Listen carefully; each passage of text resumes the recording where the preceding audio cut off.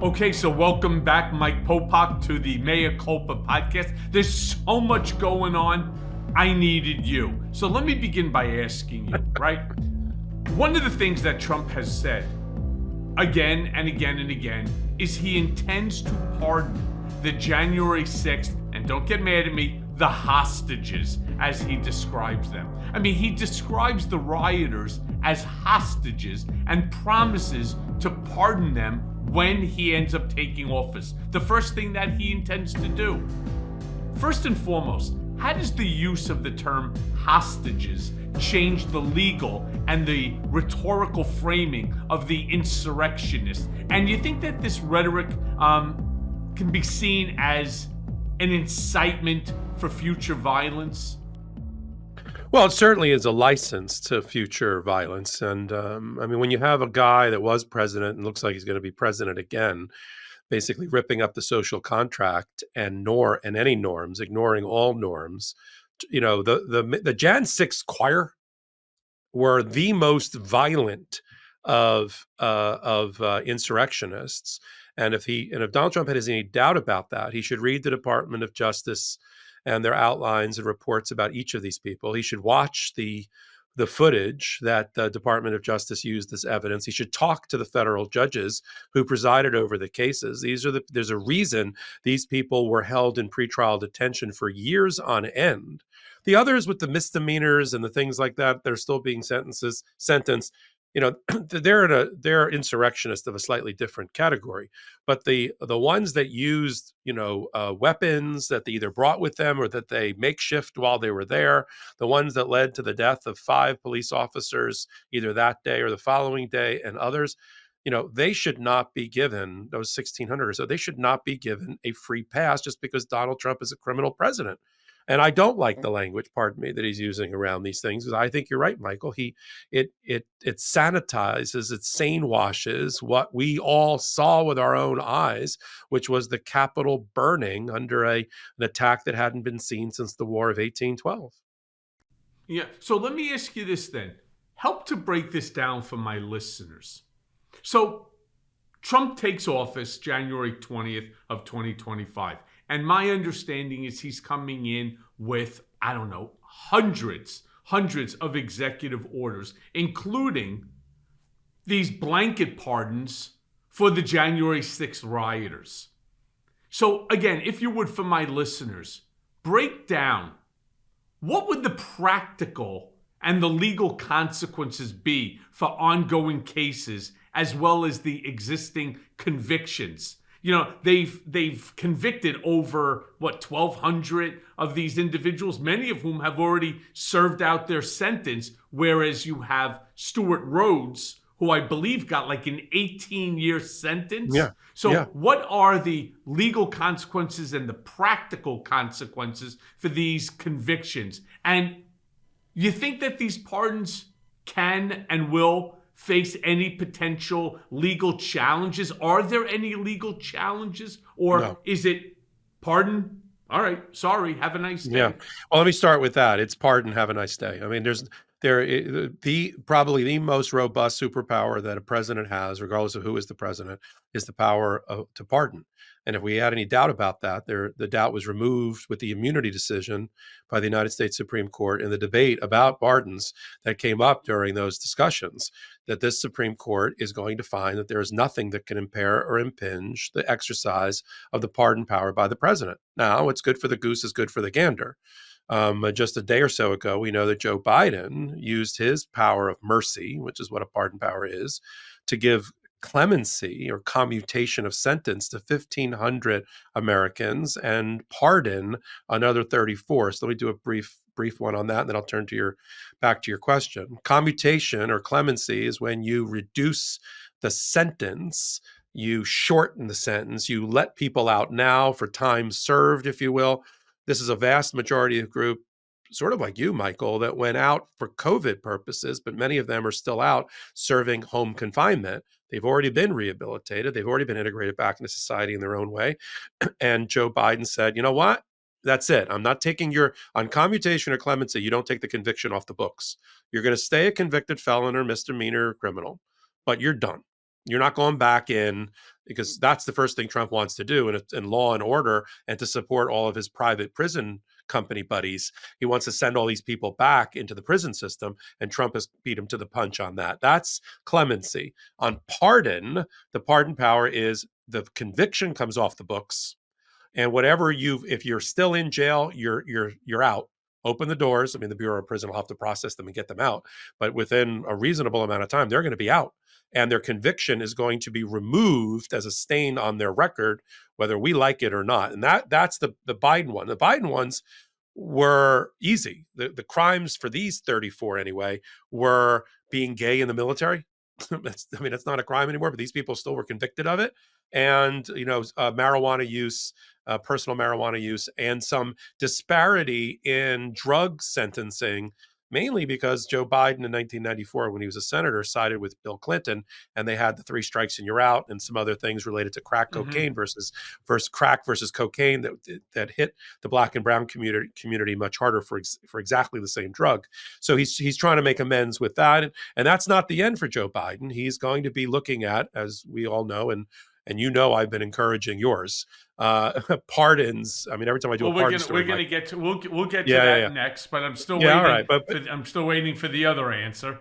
I got you. So we got the pardons going on there now. When Donald Trump does it, and I said a month ago, before Joe Biden hit the button on 1,500 of these things, that Donald Trump is going to make your eyes water with the volume of pardons he's going to do on the first hours of his administration. I said 2,000. I thought it was going to be all of the Jan 6ers, regardless of what they have been convicted of with evidence or what they've done. And add to that MAGA Congress, people in his cabinet before, in his cabinet in the future, the Marjorie Taylor Greens and Matt Gaetzes of the world. When you add all those up, it could be, I said, I think somebody's working right now on an Excel spreadsheet that's going to constitute the pardons for Donald Trump. And you don't have to do, just to answer a question that sometimes comes up, Joe Biden is a mensch. Joe Biden is a civil person, is an honorable person. So he did a memo when he pardoned his son. He could have buried the Hunter Biden pardon in the 1,500 he just did.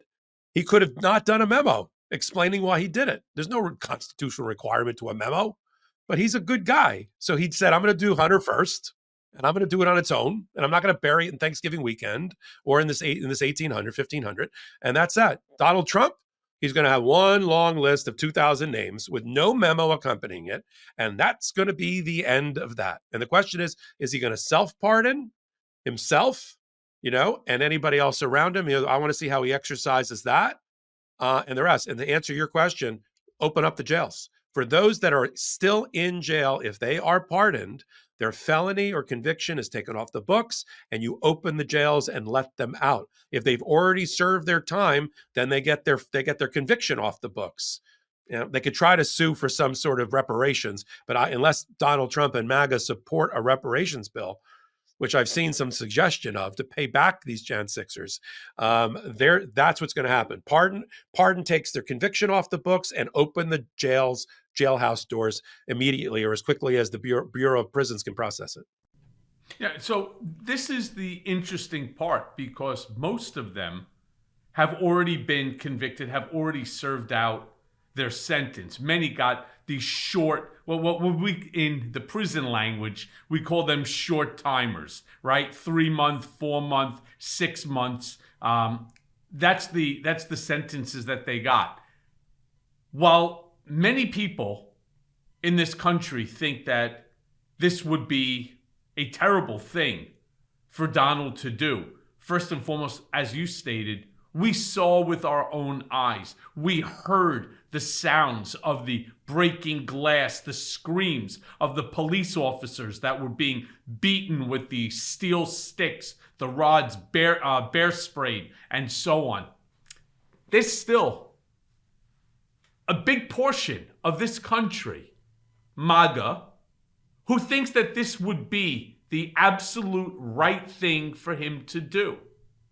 And you know what? All that this is going to do is further the divide that exists right now between Republicans and Democrats. And I'm nervous about that, because personally, I'd like to see the country start to unite. I'd like to see Trump's administration start to unite both sides. But when you have things like this, where you can't even call an individual who smashes through windows, who opens up the doors, who ransacks the Capitol, who's looking to hang the Vice President of the United States, when you can't even call them rioters, when you want to call them hostages, we really do have a tremendous fundamental divide. Well, this split screen that we're watching, where on one hand, Donald Trump and his henchmen write letters to the Attorney General of New York asking her to rip up a $500 million fraud judgment against Donald Trump, citing Abraham Lincoln, George Washington, and JFK, arguing that it's for the, we need it to put the country back together again, and for there to be peace in the valley. So rip up my $500 million judgment. At the same time, you nominate Kash Patel, who says he literally says, I'm going to weaponize the FBI to go after the deep state.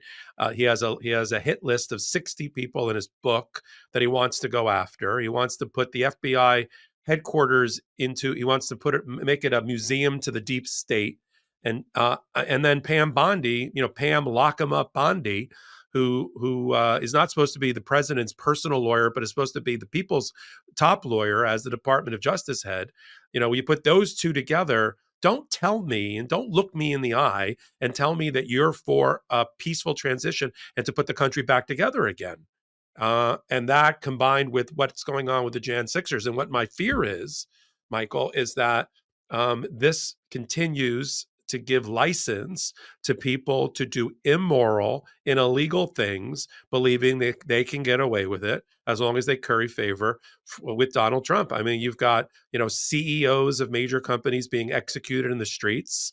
You've got reaction that we won't debate here that is scary. The reaction to an assassination on the streets of New York. And but I think it all stems from the tone from the top, or the deaf tone from the top of somebody like Donald Trump giving license to this. But Popok, the interesting thing here is, when Kristen Welker was interviewing Trump, and she asked him, are you going to direct your FBI director to go after your critics, your political enemies? And he says, no, but I'm sure they're going to be looking at it. Here's the interesting thing. He's not lying there. He's not. It is a play on words. It's word smithing. It's, word manipulation. He doesn't need to tell Kash Patel or Pam Bondi what they need or what he would want them to do. If I had the ability to sit down with Trump for 10 minutes, I have like 3 or 4 questions, maybe 2, 3, 4 questions that I would ask him directly.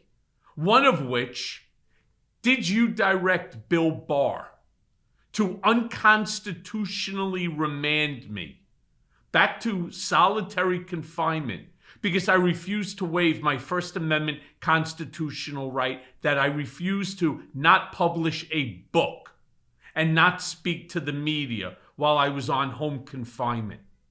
I would like to know that, because I suspect maybe he didn't. But I suspect that Bill Barr knew what he wanted to do, because you may remember how many times I had said Trump acts like a mob boss. He's not directing the hit verbally, but you know exactly what he wants. And my fear is that all the folks that are on Kash Patel's list, all the folks that are on everybody's list, will ultimately be targeted over the course of the next, say, 4 years, or as long as these individuals remain in power. I have no doubt about that. It reminds me of the scene in Godfather 2, when they're talking, remember the Senate hearing? Sure. where they get the guy up there. They said, did Michael Corleone give the order directly? Michael this, Michael that. No, it's the other guy. That. No, it's the other guy. No, he's got a lot of buffers. Guy. He's got a lot of buffers. Yeah, Uh-huh. yeah, Senator. He's got a lot of buffers. Right. Yeah. So right. We He's got a have lot. your affidavit, sir. We have your affidavit. They were Frankie pressuring. I said this. Pentangeli. Yeah. He saw So his Trump, brother sitting. yeah, Trump has a lot of buffers, and you're right. He's not going to do Yeah. it himself. He doesn't have to. That's why he's hiring these incredibly loyal people to him. I mean, when I heard, I want to hear your reaction that Alina Habba is going to be the Kellyanne Conway of the next administration as the counselor to the president, right? The person he's going to talk to every day for judgment and decisions about which action he should take or not in a personal capacity. That's going to be Alina Habba. What judgment has she demonstrated that's not cracked or unethical or hasn't gotten him into Loyalty, trouble or convictions? total loyalty, total That's it. That's fealty. all she's got. Right. And that's what he's looking for. Right. So it's an obvious choice. By the way, Kellyanne Conway was no different. In Mm-hmm. fact, I know Kellyanne Conway longer than I knew Donald Trump.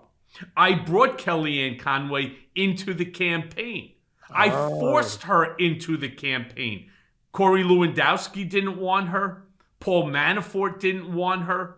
Steve Bannon ultimately didn't want her. I got Trump to bring her on because he was failing with the women vote. And she is a master at messaging, especially as it would, come to fruition regarding women. Now, she was as loyal and she would say things like the alternative facts, anything that she needed to do in order to protect him. So Alina Habba is an obvious choice when it Mm-hmm. comes to that, because she has demonstrated complete and total fealty to the king. Which brings me to my next sort of question here. And that's what you were talking about before, Joe Biden. We already know that there are enemy lists. We know that there are enemy targets. And many people right now are writing, and I don't know where they're getting their information, because, of course, they don't cite any sources, that Joe Biden is going to continue to grant pardons for individuals. Now, the speculation is that there will be pardons, and hopefully myself included, for those who will be allegedly targeted for political reasons by the individuals that we were just talking about. The Kash Patels, the Pam Bondis, maybe Habba's advice. Would this be a good legal strategy to prevent future retaliation from a potential Trump administration? And has anything like this ever been done before? And what do you think that Biden will do? You think he will or he won't? Okay, so let me take it in your second point first, your third point last. Here we go. There you go. It's never been before. It's never had to be before. I mean, even though we had presidents who didn't like each other, and we had parties who didn't like each other, going back to old-timey times, when the Whigs were taken over from the Democrats or the Republicans, or Jefferson was taken, but we never had to worry about an out-of-control criminal presidency and a criminal administration going after its political enemies or the vanquished when it took office. It just, maybe they thought about doing that, but norms and the social contract, our constitutional republic, and their healthy respect for the separation of powers and our country's structure stopped them from doing that. And so we never had to worry about it. Donald Trump is quite the opposite. Donald Trump ran on a campaign of retribution. Donald Trump ran on a campaign. When he met with Joe Biden in the White House recently, commiserating sounds like they're both talking about the same thing. He continued to talk about how the FBI and the Department of Justice mercilessly and wrongfully went after him without taking any personal responsibility for his own criminal conduct. He tried to commiserate with Biden about his own son, Hunter, which only made Biden, I think, I got to get Hunter pardoned based on these conversations. And then you combine that with as you said, these people. Are you one of the 60 in Kash Patel's book? No. If you're not, No, not then you're 61. Then you're 61. And I have said, and I've been very public about this, that I don't want less pardons. All the hand-wringing by the Democrats about Hunter Biden, I want more pardons. And I've listed you on a number of hot takes where I've said, I want preemptive blanket pardons. And if the people don't want them, they can reject them. You don't have to accept a pardon. You can say, no, I don't want a pardon. You can, Right. the Constitution, you can't just, it's secret pardons. Yeah, like I don't understand what Adam Schiff is getting at here. He thinks that he has congressional immunity and so on. And so you ain't got shit when it comes to dealing with Trump. Let me be very clear, because whatever norms that you think exist there, they do not. And at the end of the day, he may be turning around and kicking himself in the ass when he's standing up for count with the other guys in green, right? He may be standing and saying, I should have taken that fucking pardon. No, I mean, look, it'll turn their lives upside down. They may ultimately be vindicated, and they should be, because they're not guilty of anything. And I'm talking about Adam Schiff and the Jan 6 committee and you and Liz Cheney and all the judges and everybody who is a prosecutor that went after Donald Trump criminally or civilly, and attorneys general. And I can make the list right now with you and come up with it. Now, if you feel like you haven't done anything wrong, and you haven't done anything wrong, you'll still have to prove that in a court of law. It'll take a couple of years of your life and hundreds of thousands, if not millions of dollars of money. But, the question is, do we want the world turned upside down by Donald Trump going after these innocent people? Or do we want Joe Biden to put them behind a firewall to protect them and our Constitution, and to signal that, because we'd be idiot. Joe Biden would be an idiot not to protect those that protected democracy, that testified against much personal sacrifice, like you, who went against their party and lost, like Liz Cheney, in order to bring Donald Trump to justice and do her civic duty on the Jan 6 committee. The judges, the prosecutors, put them all under the protective blanket of a blanket pardon. And if they don't want it, they don't have to accept it. But I don't want to hear these people tell me, oh, well, let's see what he'll do next. I don't want to wait for that. Why? Why do we need to wait? I don't understand why he hasn't already done it. You see, let me tell you the problem that I see. We're in pardon season now, Michael. We just started pardon season. Okay. The same time that he did his son, and I get it. And I said all along that I expect, even though he said he's never going to pardon him, how could you not? The last thing he wants to see is his son suffer. He's already gone through and he's doing great, and I wish him nothing but the best. But I assure you, the pressure that comes with getting sued by the government, or getting indicted by the government, or sued by Donald Trump, or whatever it might be, is enormous. And it could be the thing that triggers a bad response by Hunter. I applaud Joe Biden for protecting his son. Here's the thing. I'm somebody's son too. And what about the daughters? What about, as you said, all the people who have done right? And I didn't do this willingly. It wasn't like I just said, hey, like you're sitting in class. Oh, pick me. My hand is raised. I got fucking subpoenaed, starting with the Senate Permanent Select Committee on Intelligence, by the Mueller team. I was subpoenaed by the House Oversight, by House Permanent Select Committee. I was subpoenaed by them all, the New York Attorney General, the Manhattan DA. I have copies of all the subpoenas. This wasn't my choice. I didn't elect to do it. They asked me to do it. They subpoenaed me to do it. And I did what I was legally required to do. So now, protect the people that you put into harm's way. The second he did it for his own kid, he should have done it for somebody else's kid. That's the way I feel about it. He has the absolute pardon power. We shouldn't have to be sitting there thinking. You know who actually wrote to the president on my behalf? Lawrence Tribe, the #1 constitutional lawyer in this country. Somebody who I believe the Biden administration actually goes to when they have a constitutional question. He wrote on my behalf that it would be a dereliction of his duty not to do it. And I do have a pardon application in.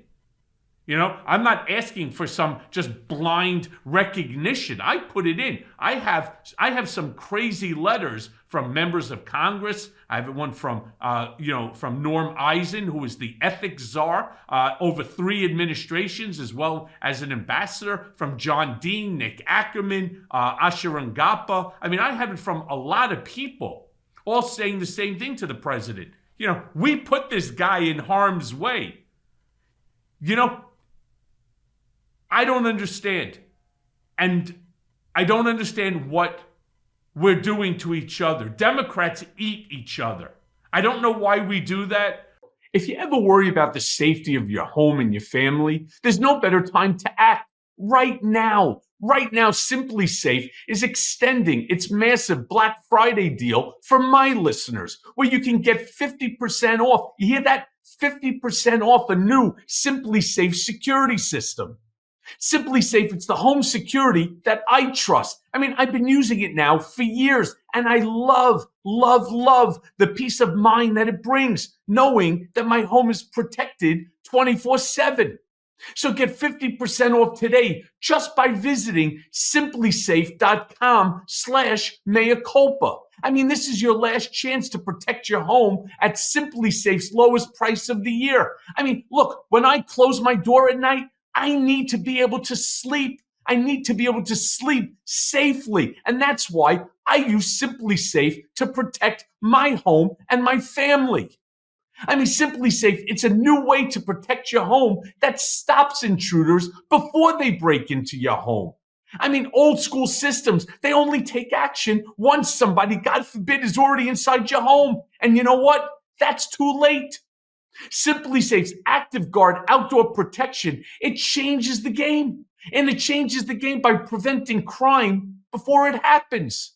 And if somebody's lurking around or they're acting suspiciously, those agents see them in real time. They talk to them directly. They set off spotlights, and they could even call the police before the intruders have a chance to break in. Plus, here's the nice part. There's no long-term contracts. There's no cancellation fees, and it's literally around $1 a day for all of this protection.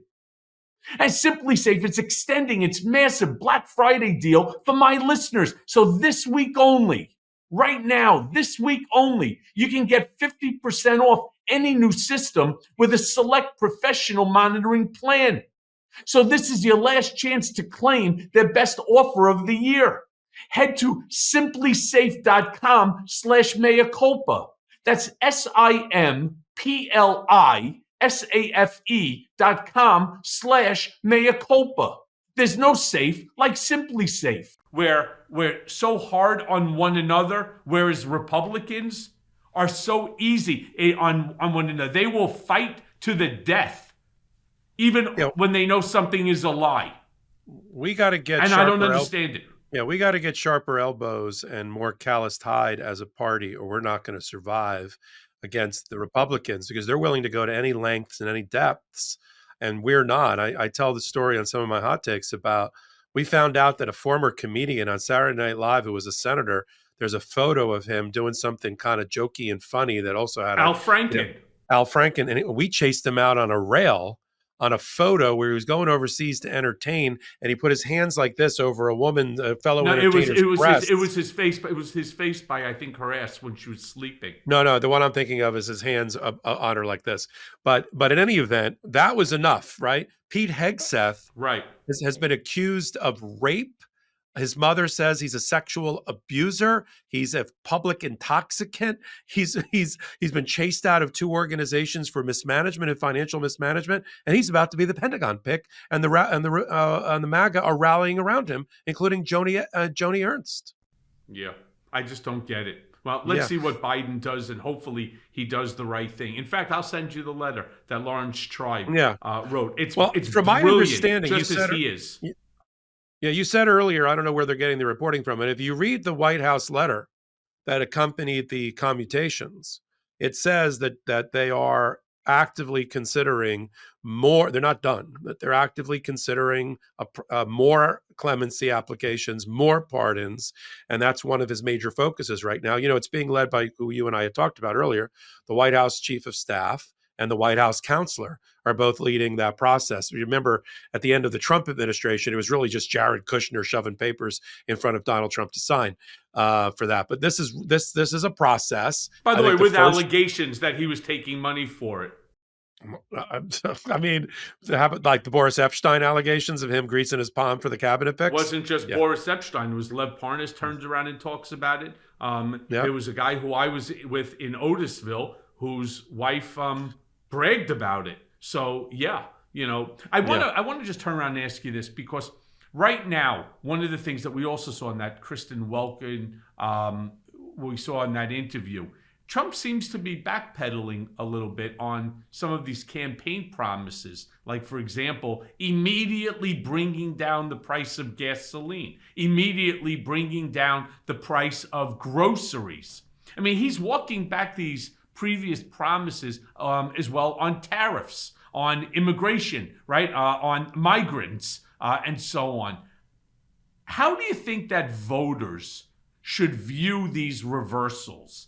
And does it pose any legal or constitutional questions related to, we'll call it, reliance interests for affected businesses and industries?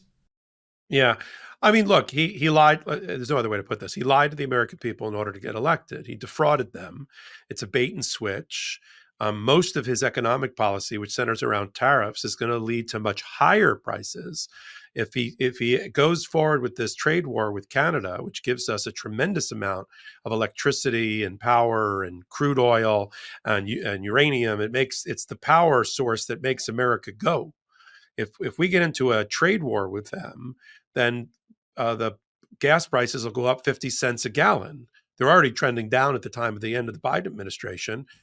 Food prices, he's already said that many of the things that he's willing to do with the trade war are going to lead to higher prices at the supermarket. He said that his immigration policy and rounding up millions of people per year and sending them out of the country is actually going to be very costly and an impact on the economy. Everything he's doing is impacting the economy, including execute or allowing new tax cuts to be retained on behalf of billionaires. So he's emptying the coffers of money for social programs. He's trying to shrink the government, which means entitlements, which means things that people rely on like Medicare, Medicaid, and Social Security. He's benefiting the oligarchs and the robber barons that he's led into his administration, right? His cabinet is comprised of 300, no, it's more than that, because I read a number, it was 365 billion. It can't be, because Elon Musk's number is already up to 500 billion since he doubled his wealth almost since he was named to this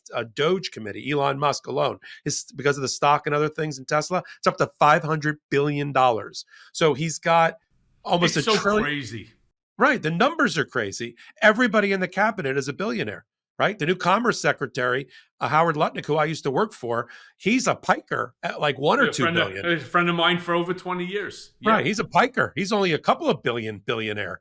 And so when you're benefiting only the cryptocurrency cowboys and you're draining the swamp, but you're really draining the bank accounts that Americans rely on for entitlements, at the same time you're executing a trade war with Canada, China, and Mexico, what do you think is going to happen at the supermarket? What do you think is going to happen at the gas pump? Or for your construction costs, right? You related to the house you rent. better start eating your guacamole now, because the bulk of our avocados come from Mexico. What's going to happen when it's $10 an avocado?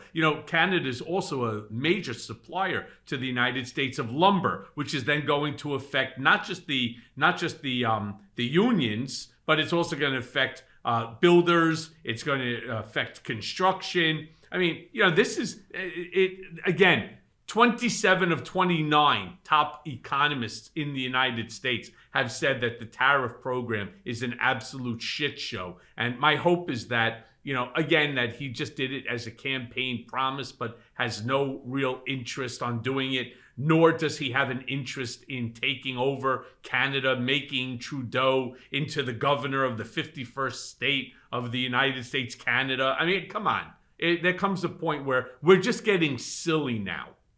And in the meantime, the Biden administration, as adults, is doing its job up until January 20th at 11:59 a.m. They're reshaping the Middle East as we speak. They're the ones, through Blinken and the State Department, that's reshaping Syria and making sure the outcome there is American positive. Based on the overthrow of Assad, has nothing to do with Donald Trump. That has everything to do with consistent, persistent American policy, and Israeli support, let's be frank, that took out Hezbollah, that made Iran shit its pants, to paraphrase you, Michael, and didn't step in when Assad needed them at that critical moment. And now the guy is going to disappear into who knows where inside of Russia. Goodbye and good riddance. But we're working every day. We're going to know where. We're going to know where, because I understand he's been doing a podcast out of Russia. No, I want to be on that podcast. I want to be like his first guest. Right. In fact, you want to hear something? You want to hear something crazy? Yeah. You know who I actually am speaking with to have on this podcast, Mea Culpa, and to have on, and for me to be on his podcast, is Matt Gaetz. Oh, I'd pay to see that. Yes. Oh, you and me both. So let me move on. Let me move on, sure. Because we're talking about international, and Trump has previously referred to and called NATO obsolete, including hinting that he intends to withdraw the United States from that alliance. So let me ask you this: can that withdrawal be done via executive order? And would that action be legally binding, or could Congress or the courts somehow intervene? Yeah, no, he can't do it by himself. He has to do it through Congress, which means he's going to have to get a vote of Congress. And the margin, in order to exit a treaty or an agreement, which this is, one for security and for protection and defense, even though he's the commander in chief, he can't do it on his own. It has to be approved by Congress. This Congress, the 119th, if you thought the 118th was wrapped around its own axle and didn't get anything done, and with that margin that it had, wait till you see the 119th with the Democrats loaded for bear and upset, and what we're going to do to grind the 119th Congress to a halt. This is why, because with all the picks that Trump made of certain Congress people and special elections that are coming up in the meantime, that margin is now down to 2 or 3 or less, and that's going to be one. For quite some time, which means effectively Hakeem Jeffries is the Speaker of the House, because nothing big will get passed without the Democrats at all. And we'll just do what we did for the 2 years of the last Congress, which was just see ya. We're not going to get anything done. Not good, but that's not good for I know, America. but we can't let his policies get through. Right. Well, you want NATO to pull out? No. All no, right. And let me go one step further. Since you have all these NATO's around now for 75 years. All of the NATO allies have pledged ongoing support, for example, for Ukraine. If Trump were to cut U.S. support, you think this would undermine international obligations regarding, say, things like war crimes? And you think that could be grounds for legal action under international law? You see, we're not really, this is, again, one of the problems with Democrats versus Republicans. We talk real policy. We talk real issues that have real implications and real effect. What you find from the Republicans is everything that they're talking about fits on a bumper sticker, right? Lock her up, build the wall, mass deportation now. Everything is on a bumper sticker. They don't even Did you hear Donald Trump talk about birthright citizenship? Like he can end it with an executive order.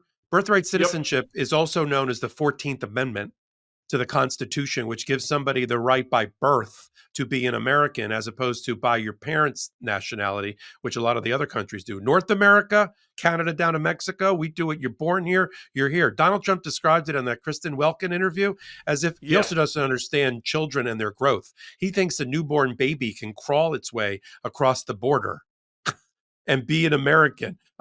He described it like it was wet foot, dry foot for the Haitian population and the Cuban population down in Miami. No, he did. He said he's Yeah. going to, and he thinks he can end it by. This is why Donald Trump is ready when you said he's going to be signing hundreds and hundreds of executive orders, because he Yep. was already assuming that the 119th Congress is going to get wrapped around an axle and he's not going to be able to get legislation passed, which means he's going to do everything by executive order. We know he's going to do it wrong because he's got people like Alina Habba guiding him, and he's going to challenge these things, which means we got to be ready as Democrats, and we are. And the attorneys general and the public interest groups like the ACLU and other groups, we're all ready to file those lawsuits, many of them already prepared, against what the Project 2025 agenda is through executive order. We bring it into federal courts that are friendly, meaning Obama, Biden appointed federal judges, and in circuits that we like New York and California, to do what they always have been doing to us for the last 4 years, which is the Texas Fifth Circuit two-step shuffle up to the United States Supreme Court. Now, of course, we all end Mhm. at the same place, which is a MAGA right-wing Supreme Court, but we got to just flood the zone with these lawsuits and these nationwide injunctions and take a page out of their playbook. We know what it is. And like you Yeah. said, Democrats we got to get tougher under the basket. I kind of feel a little bad for Alina Habba, and don't get surprised by this statement. I really do, because her role is to act as an advisor to him, right? She's going to be counsel to the president. The problem is, and this I know from experience because I was there, he already kind of tells you well in advance what the answer that he's looking for. So if I turn around and I say to you, Popok, is this not the most beautiful sweater that you've ever seen?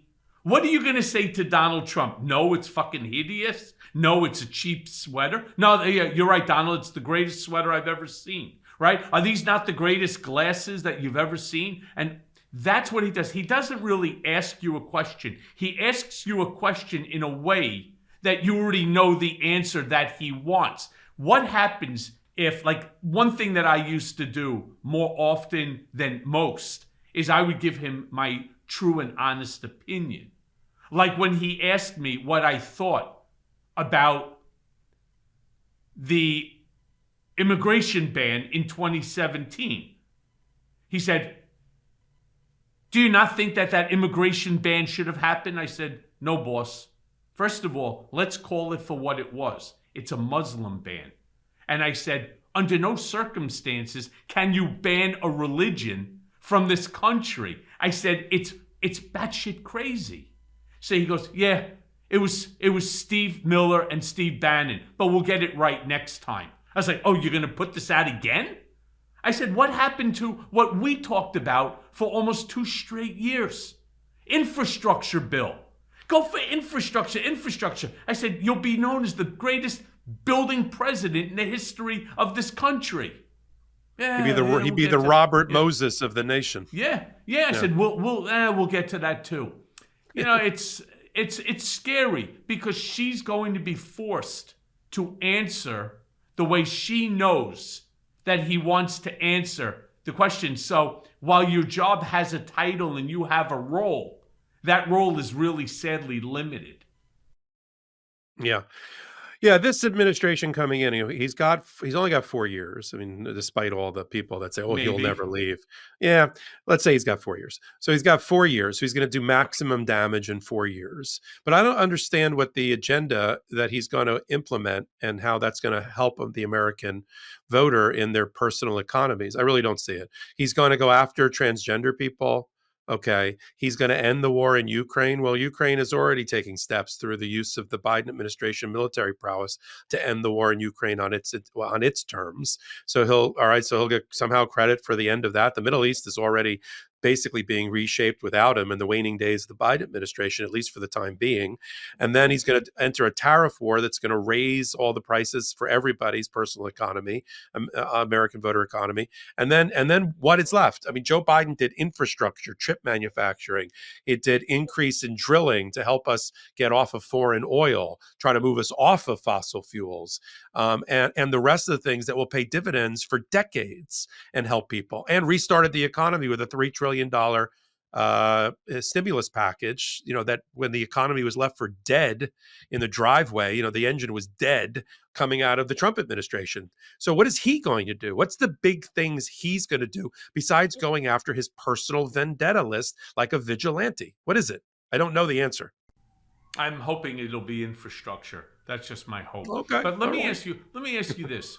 From a legal standpoint, would the withdrawal of the United States from NATO, you think that would expose the country to greater national security risks? And you think that that would have implications for the president's constitutional duty to protect the homeland?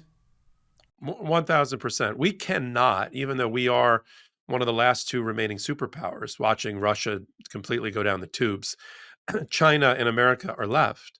And we've always been the world's police person, but we can't do it alone.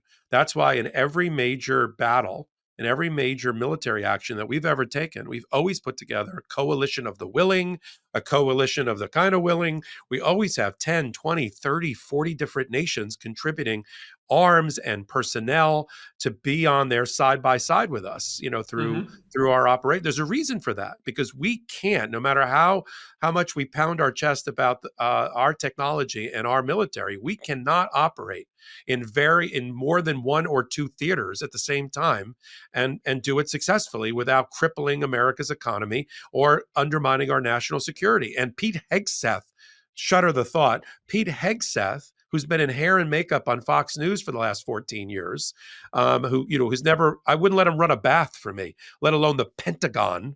He's the warrior, the head warrior for America.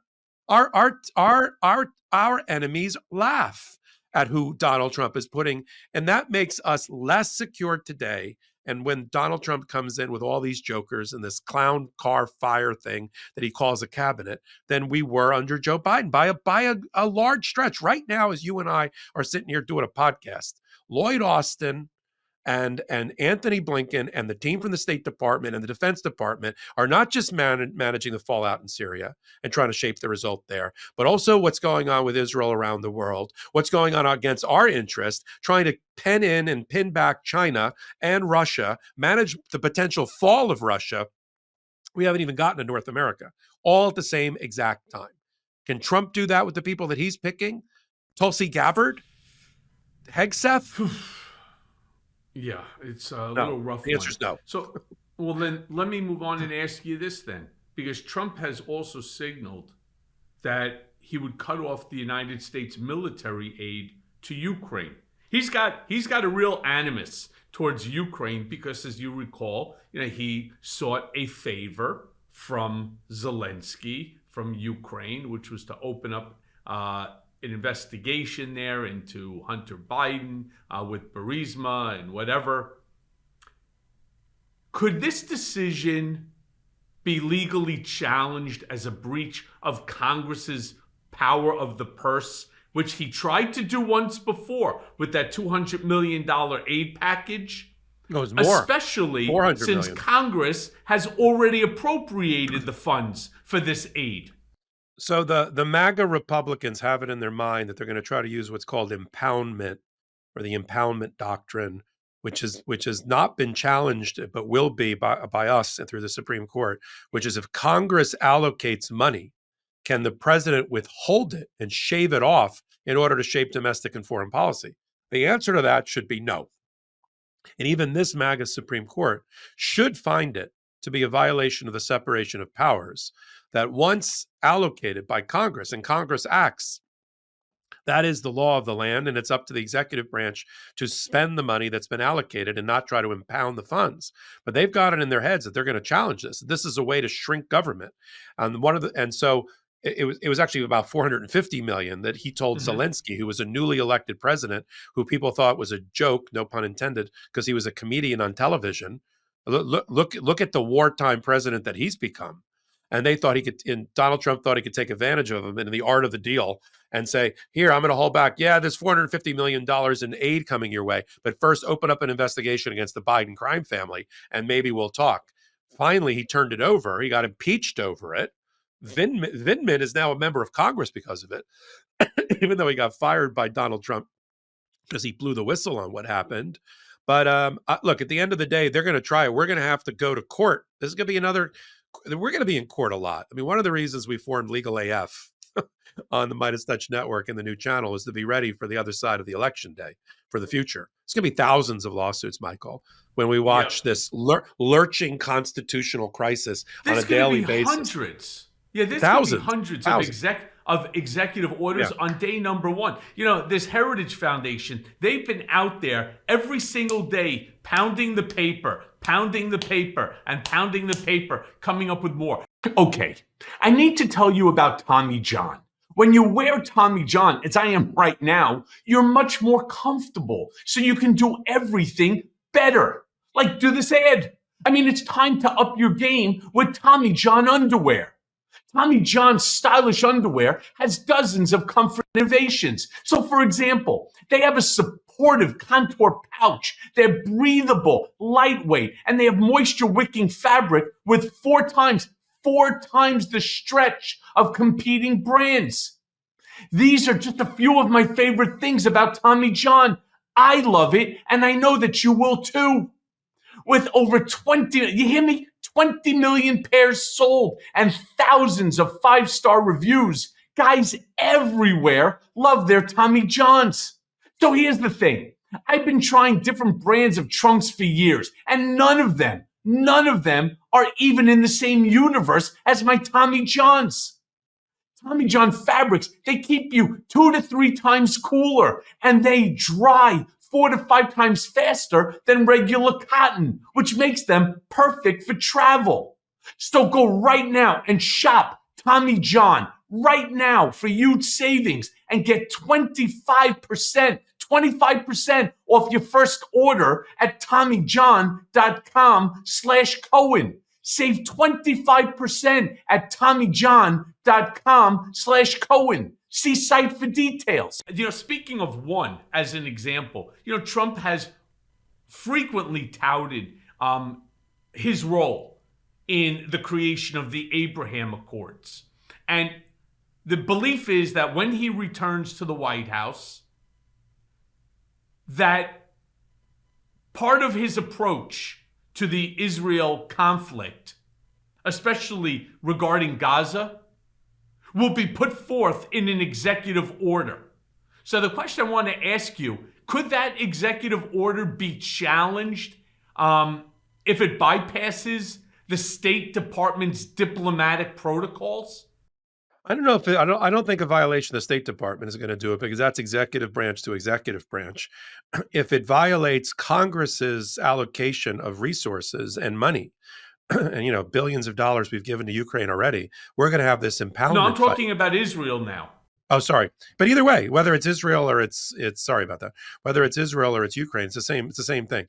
He can override his own State Department. That's executive branch. What he can't do is violate the sovereignty or the co-equality of Congress. And, you know, we're going to have to see how aligned Congress is on this particular issue. Now, if Congress decides to withhold money consistent with Donald Trump's new foreign powers, there's not much we can do there. I'm hoping that with the long-range missiles that Ukraine has used with the Biden administration, it'll break, and the fall of Syria, which is a big egg on the face and slap on Russia. I mean, I've seen rumors that there's only $40 billion US left in the reserves of Russia. There's a reason they didn't step in and help the guy. They can't. And this drain, anybody thinks that they've been able to run a 3-year war against Ukraine, losing hundreds and hundreds of thousands of people and billions of dollars, they can't afford it. And so now is the time. Trump is right about one thing. Now is the time, because of the Biden administration policies, to bring Russia to its knees and solve Ukraine and give it back its sovereignty. And Zelensky said the right thing, which is, we'll leave for another day the Donbass return and Crimea. And let's just focus on, you give me back everything you try to take over this last period of time and respect our sovereignty. We'll negotiate the rest later. That's the makings of a deal. Now, it'll be Trump's, I don't know, who's it going to be? I don't even know who the envoy is for this. I know the Middle East envoy is the father-in-law of Tiffany. The No. That's Who's Ukraine? Bulos. Ukraine. Yeah, I don't know yet. he hasn't named it I yet, don't know right? yet. But you Right. also have Witkoff, I think, is the envoy to the Middle Middle East, East. right? But then you have Bulos is involved somehow also Doesn't with Boris want Ukraine and Russia? probably. Listen, he How come? speaks Here, I Russian, got a so question for you. Why hasn't Boris Epstein been named anything? why hasn't Boris Epstein already been what you call it? Indicted. Well, I know he's been indicted, but why hasn't that case gone forward? He doesn't have presidential immunity. Right. This is another problem with our system: the ability to delay and the failure of judges to move quickly. The failure of the prosecutors, the failure of our Attorney General, Merrick Garland, to move this thing quickly, the failure of Jack Smith to move this. I believe that somewhere along the line, the DOJ has actually fallen apart, where judges can sit on a fucking motion for 6 months, 9 months, a year.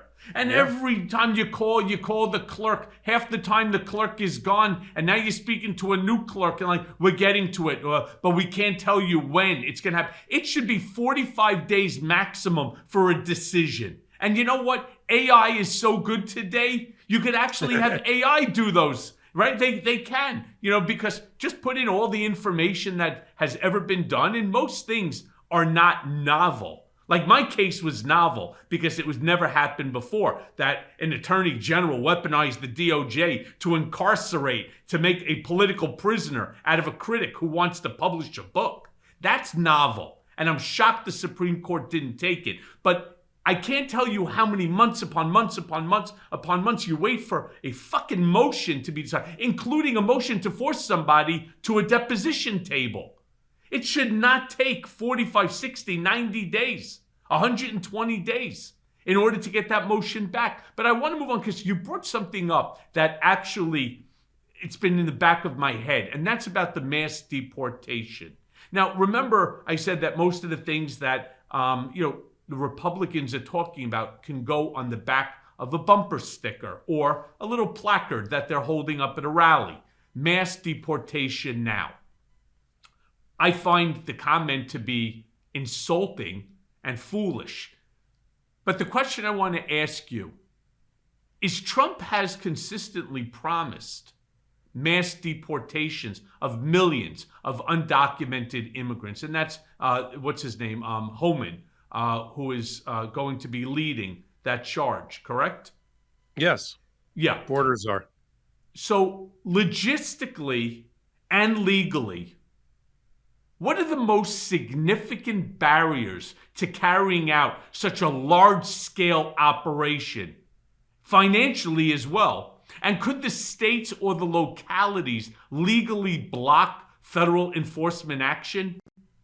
Well, on that one, the border czar has said he's willing to put Democratic mayors and governors in jail, the ones that are operating sanctuary cities. Right now, we're going to have a new civil war where sanctuary cities in blue states are not going to allow and are not going to cooperate with the feds to allow for people they gave quote unquote sanctuary to, and the feds and Homan and Trump are going to take the position that that is a federal purview, and they have the right to arrest anybody that interferes or gets in their way or get a federal court order. It's their version of Little Rock, right? And desegregation. They're going to go to federal judges in Texas to get some sort of order of injunction or an arrest warrant for contempt if we block the use of this deportation and rounding up of immigrants. I mean, of undocumented. They've already estimated it'll be billions of dollars a year. Donald Trump spent $15 billion on the wall once. This will be billions of dollars a year. He can't hire enough people for immigration and custom enforcement, ICE. So that's why he's got to rely on the military. But he can only rely on the military. This is where the lawsuits come in. He can only rely on the military by citing the Alien Enemies Act to allow for, these are aliens within. How can they be? It's not that kind of alien, by the way. How can these be the enemy within? That's not a war, an incursion by war. So, but he needs that in order to get over the Posse Comitatus Act, which says you can't use military against on U.S. soil for domestic operations. And so all these tricks that he's got to do are all open exposure for us to take lawsuits into the federal courts and up to the United States Supreme Court. That's all we're going to be spending his entire administration is going to be in court. And it's too bad that these types of conversations never really hit the airwaves, and they're in simplified ways. Like, for example, when he started talking about deportation of birthright citizens, right? Why not just come out and say, not possible? Government, you, Donald, would face constitutional challenges under the Fifth Amendment's due process clause. Birthright citizens have constitutional protection. They're citizens. The Fifth Amendment does not. The Fifth Amendment does not permit this. I don't even like the term birthright citizens. They're citizens. They were born in America. They are Americans. They can be the president of the United States in a way that Ted Cruz can't be, because he wasn't born in America. Right. I mean, the whole thing is just absolutely wacky. So, look, let me finish because the hour here goes by so fast. I could speak to you, Mike, for hundreds of hours on this. Me too. If Trump's executive orders are viewed as violating the Constitution's faithful execution clause, as some claimed during his first term, I mean, that was a big argument that was constantly brought. What do you think of the specific legal arguments that could be made to block them in court? Yeah, I think every time we push him into having to use an executive order is actually to our advantage. I'm not saying we're going to win the chess match, but it sets him up on the wrong first move, because now he's got to make sure the executive order complies perfectly with congressional law and all the law and regulations. And if it doesn't, that is that variance between the two things. That's his Achilles heel. Then we run in and say the executive order violates the separation of powers. It violates congressional law. It is unconstitutional and illegal, just the way they went after the Biden administration every time we try to change something for the benefit of the American people, like student loan forgiveness or health care or things around reproductive rights, and we try to do it by executive order. Oh no, there's the Administrative Procedures Act that wasn't done right by that agency, or you didn't do it right by your executive order. It's inconsistent with the law or the Constitution. We got to be ready for constitutional challenges, equal protection, due process, as you pointed out, statutes that support the Constitution, civil rights statutes, voting rights statutes. And anytime there's a variance, one word off, and he's going to get it wrong because he's sloppy, and even the people around him, let's be honest, are sloppy. I'm not so sure how sloppy they're going to be this time. This is the Heritage Foundation, and they've been working on this shit for a long time. I mean, we're going to see issues of immigration. We're going to see issues on to be challenged, economic policy, law enforcement. All of this stuff is going to get challenged. I mean, you're right.